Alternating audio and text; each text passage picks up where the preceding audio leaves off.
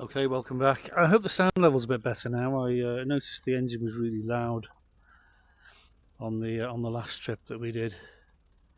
So I'm back. I'm back with the Spitfire, and we're gonna go and do some more engine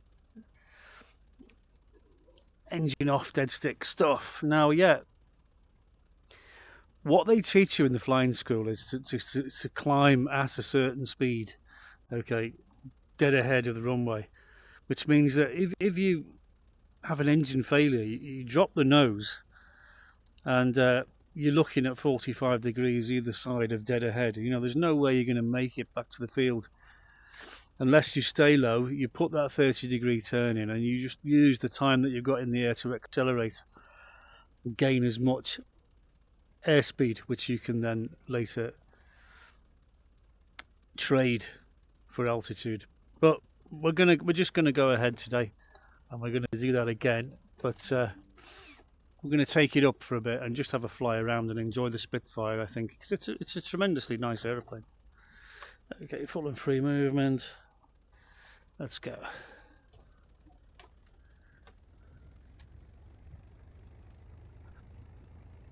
Oil pressure's looking good.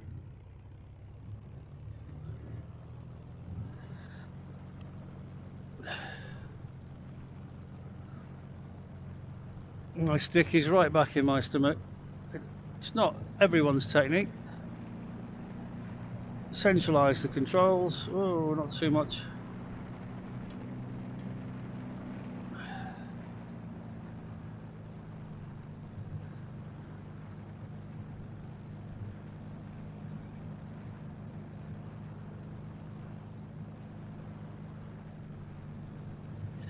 There's my 30-degree turn. I am accelerating. I'm allowed to low fly while I'm taking off. 180. I'm going to let it build to 200. This is what I do every time. Okay, I've got 200 miles an hour there now. Now I would start to raise the nose and climb. And I've still got the runway there, look. Still behind me. I've got this water, which is a very distinctive feature. So if at any time, I've got 200 knots in my pocket, my savings, okay? So if anything were to happen engine-wise, I could easily use that. I've got altitude now, look, we're at 1,400 feet now. So that would be my standard procedure for taking off. I wouldn't climb out dead ahead at a given speed like they do at the flying school. I just wouldn't do it. It's just not safe. But that's where students start. They really do. That's where they start. Okay, let's get the RPM to 2,400. There we go.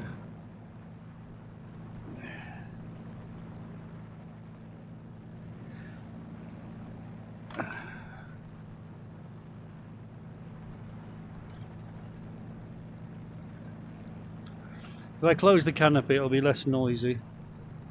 But there's a reason I had that. Come on. I've got to click that. There we go. There's a reason I have the canopy open for takeoffs and landings, and that's because if you were to clip the propeller because you let the tail come up too fast or too high, the Spitfire will nose over. I've seen it nose over, and I've seen it finish up upside down, and the pilot can't get out. So that would be one reason that I would do that.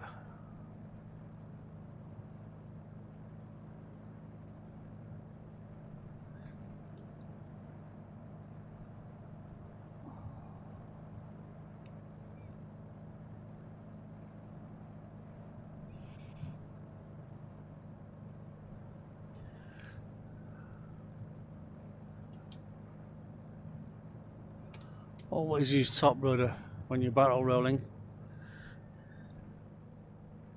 What is top rudder, I hear you say? Well, it's a good question.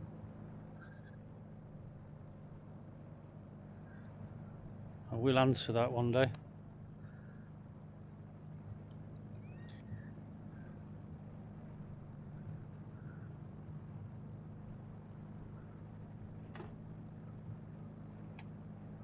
I don't think I've ever been to Coningsby before, you know. This is the first time.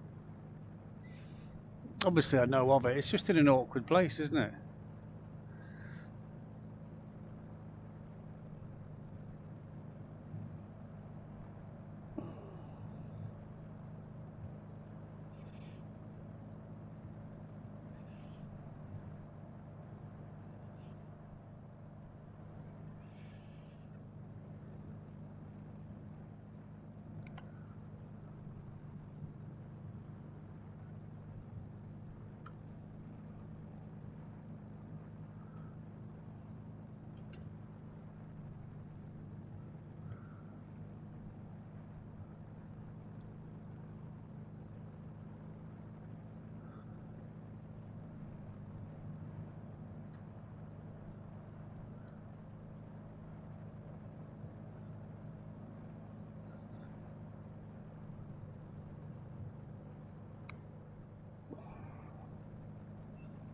Okay, we're at 350 knots there at the bottom of the loop. Now down to 100.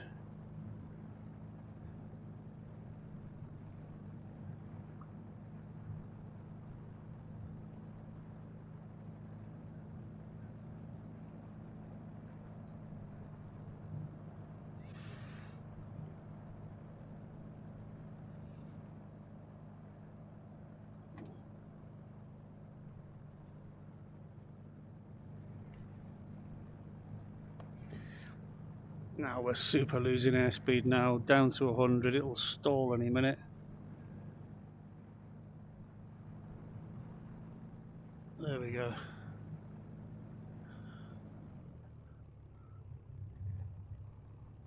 Let the speed pick back up.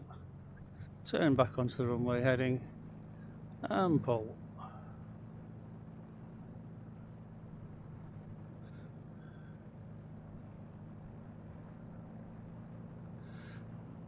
Okay, so if at some point in my display I had an engine failure, there you go, engine's gone. Right, throttle back, feather the prop. What's my airspeed? Get the nose down. Where am I? Right, we're straight and level. Trim, trim, trim, trim. Trim's out. We've got 240 knots. Air force is right underneath me, so should be able to make it back. No problem at all. I've got the magneto shut off at the moment, so the engine will stop when we get down to 100 knots. I'm doing 200, so no problem at all getting that back on there. None.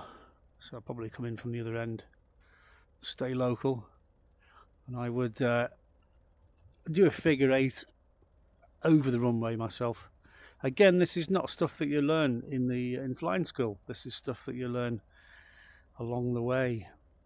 Because if I'm constantly figure 8ing over the runway, I'm always going to be in a position to put it down if I get it wrong. I'm not going to be too far out, because the last thing you want to do is be too far away from the runway. You want to keep it in sight at all times. I'm keeping it on the wingtip. Look, there's my threshold there. That's where I want to be.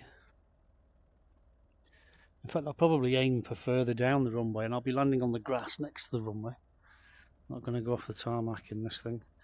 Okay, I've got 160 now, and we're just trundling along. We've got plenty of height, plenty of speed, so it's not an issue, is it? Because we don't have the big danger of being low down. And if I'm too high, I can side slip it in. But I think I'm good there. I don't foresee a problem there. 160, I'm descending. I'm down to 1,000 feet. I can bring it round. Watch that airspeed bleed away in the turn. S in that height off.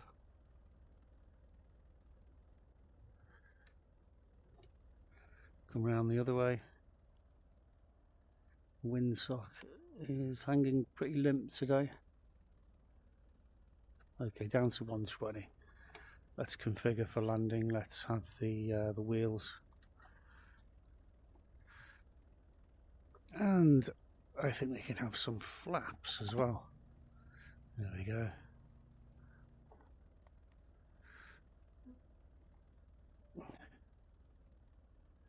No problem. I've got that nailed.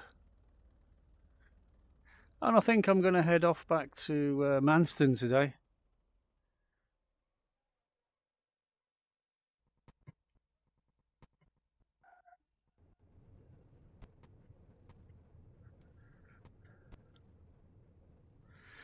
There we are. Okay, let's have the flaps up. Prop can go forward. Throttle is set. There's my finger. Here it is.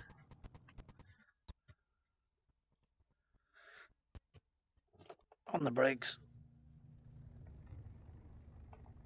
Starter. We didn't really have an engine failure. I just switched it off.